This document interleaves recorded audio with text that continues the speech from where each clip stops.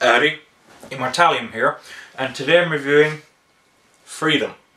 Now, for any of you who aren't aware of what Freedom is, it's an anime created to promote noodles, Nissin Cup noodles in particular. Nissin Cup noodles were celebrating, I think it was their 35th anniversary, and they decided to commission an anime series. And they got some great talent for it. For example, if you take a look at the cover, you can tell the character designs are created by Katsuhiro Otomo, as in the man who created Akira. So, considering that all this talent they got, and the fact that it is basically a giant commercial, how good is it? I would argue it's very good. Now, it's not flawless. There are some fairly major flaws that detract from this series, but overall it's a very good series and one I'd recommend. Now, to get into the nitty-gritty of it, basically the story is, it begins set on the moon. We come across a city called Eden, and a satellite had fallen on Earth and destroyed the entire population of Earth, leaving the lunar colony of Eden the only remaining bastion of humanity in the known universe. We come across three boys. Takeru, which is our lead and the character on the cover, Kazuma, and Biz. And the first episode is fairly average in my opinion. Basically, we just see them modifying this vehicle, a lunar vehicle. I can't remember, they had a specific term for it, but basically it's like a lunar vehicle in order to make it ready for racing. They get into trouble and etc. happens. It isn't until the end of the first episode that we start to get into the main story of the series, which is basically a pursuit for freedom, which is, well, that's one of the many ways that it goes back to the name of the series. But beyond that, there's 7 episodes in this whole series. First episode, quite average. The next, I think, 5 episodes are fantastic. I'd highly recommend them. They're great. So the final episode of Freedom is a bit problematic. It's, how can one describe it? Its pacing seems to be off in comparison to the rest of the series. In comparison to the first 6 episodes, which work at a very leisurely, nice pace, the final episode feels rushed, and some of its character development is kind of problematic. Like, I won't spoil anything, but I don't like the direction that Kazuma went. So, I don't know, just the final episode didn't really work with me too well. Now, is it as average as the first episode? No, it's still progressing the storyline, it's still presenting some fascinating ideas, but it's just, it isn't as much as it could have been, particularly considering it's a double-length episode. I mean, the first 6 episodes are about 25 minutes long, but the final episode's about 48 minutes long. They had more time, and yet they felt the need to rush it. I don't know, it just kind of rubbed me the wrong way.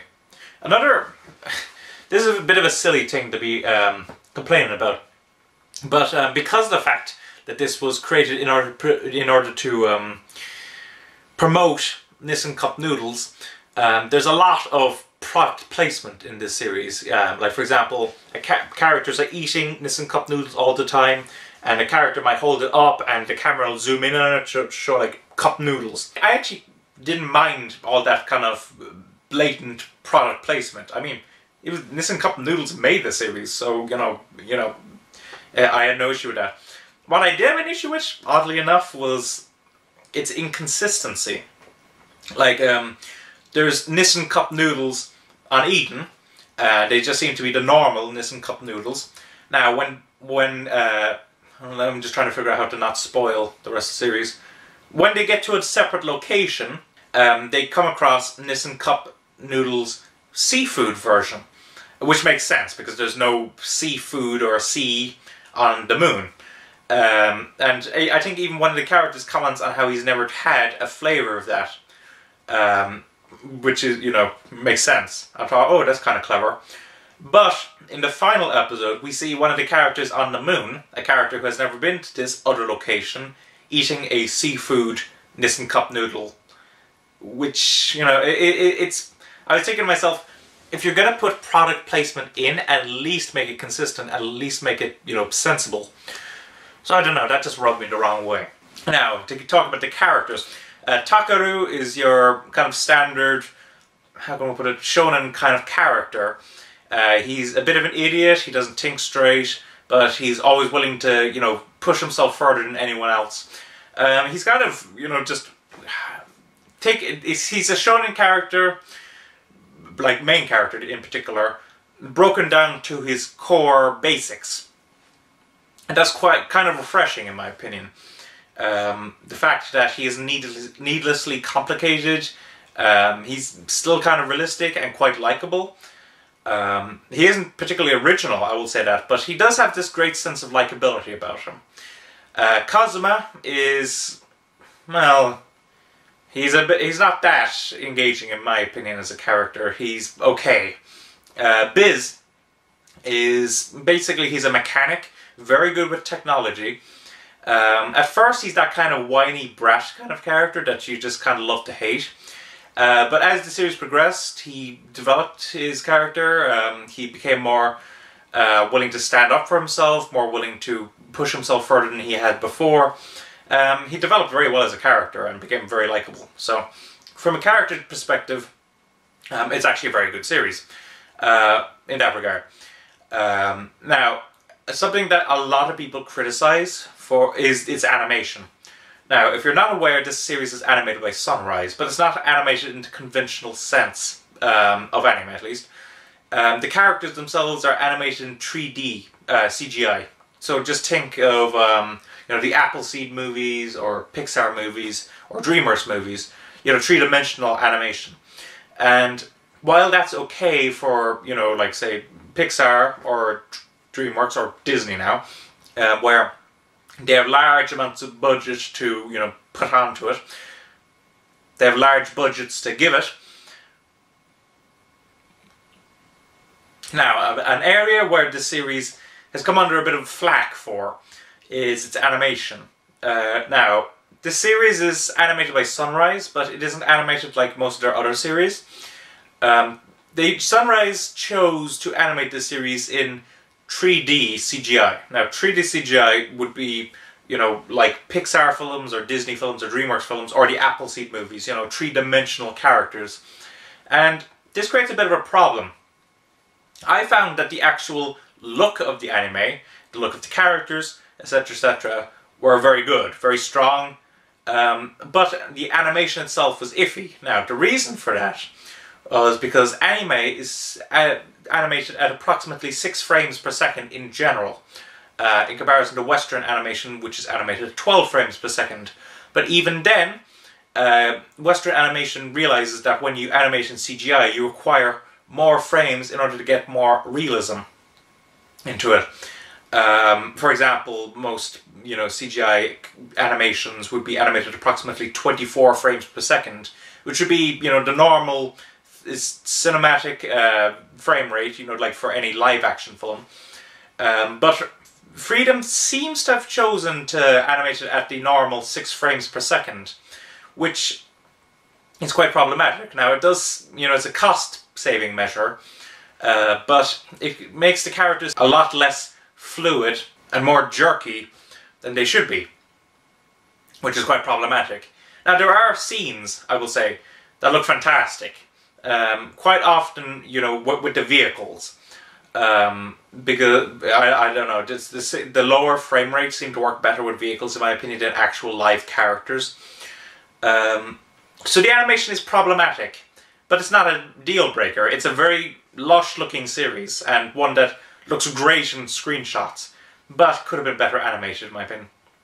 Now, I watched this in English, and English is, it's an interesting beast with this.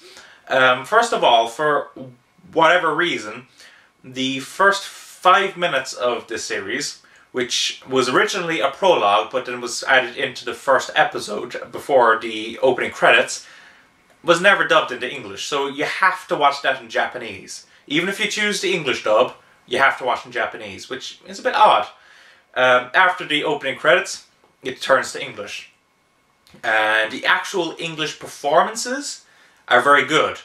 I like Johnny Young Bosch was there. I think I heard Stephanie Sheh there. The actual performances are great. Now, the area where the English dub is problematic is the actual lip syncing. So while the voice cast is strong, the characters quite often, like the lips, like they're animated to include kind of vowel sounds. So you're watching the show and the character says, you know, something like, I don't know, you, but in the original it would have been like Kimi. So it'd be like, you know, you have your Kimi, but, you know, a Westerner will go you. So a different lip movement. And that's just a bit... I don't think it's something that could have been solved, really. It's like, they just decided, rather than trying to work it down into making it sound like that, they decided to make it a loyal translation with strong English performances. So they did their best with it. And in fairness, I watched the whole thing in English. I never considered not watching it in English. But it is kind of problematic. So if you're freaking out about the whole, you know, lip syncing thing, the lip syncing issue, you probably should watch it in Japanese. That, and if you're just, you know, not, like, if you have to have everything in the language you chose. Now, Manga Entertainment released this as a collector's edition, and I believe that the collector's edition is still available. I think I bought this collector's edition for about £10. Now, with this collector's edition, you get 4 postcards showing off, you know, background scenery in the anime. You get DVDs as well as Blu-rays with this, so it's a double play. But you also get lots of extras. You know, you get your digest talking about Freedom Sessions, Freedom in the USA, Vehicle Race, Nissan Cup Noodle TV commercials. You get lots of extras with it. If you want this more specific one, the bonus feature running time actually runs to about 2 hours. So you get a lot of extras with this. No commentaries or anything though, which is a bit of a shame, but it's a fine package. So, so overall, what was my opinion of this series? I enjoyed it. I thought it was a very, very good series. Now, the first episode is quite weak, in my opinion, and the last episode has a myriad of pacing issues, as well as some character developments I wasn't that keen on. But for the episodes in between and everything, it's a series that I would highly recommend. So thanks for watching. Don't forget to comment, rate, subscribe, and bye-bye.